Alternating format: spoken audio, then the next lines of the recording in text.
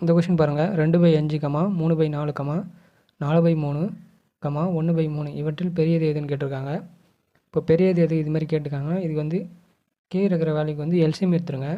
எல்சிஎம்னா கீழே இருக்கிற வேல்யூ என்னென்னு பாருங்கள். 5, 4, 3, 3 இதோட எல்சிஎம் எடுத்துருங்க. இப்போ வந்து பார்த்திங்கன்னா 3ஆல் வகுத்திங்கன்னா 5 அப்படியே வரும், 4 அப்படியே வரும், 1 3 3 1 3 3. இப்போ வந்து 3த்தையும் பெருக்கி போடுங்க. இதுக்கு மேலே நம்ம சுருக்க முடியாது. 3 5 5 நாள் 60. எல்சிஎம் வந்து 60 கிடச்சிருக்கு. இப்போ எல்சிஎம் 60 அப்படியே வச்சுக்கோங்க. அடுத்த ஸ்டெப் பாருங்கள். இப்போ 2/5 அந்த எல்சிஎம் வேல்யூ வந்து மல்டிப்ளை பண்ணுங்கள். அடித்து போட்டிங்கன்னா 12 5 60. இதோட வேல்யூ வந்து 24 கிடச்சிருக்கு. ரெண்டாவது வேல்யூ எடுத்துக்கோங்க. 3/4 அது கூட எல்சிஎம் வேல்யூ வந்து 60 பெருக்குங்க.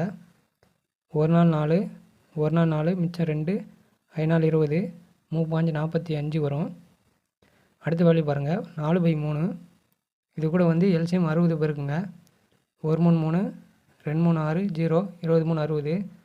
இப்போ 4 × 20 80 வருது.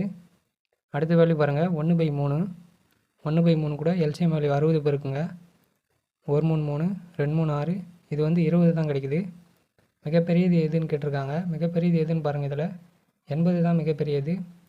80 மிகப்பெரியது. 80 எங்கேருந்து போட்டேன்னு பாருங்கள். 4/3 4/3 தான் இதில் பெரியது.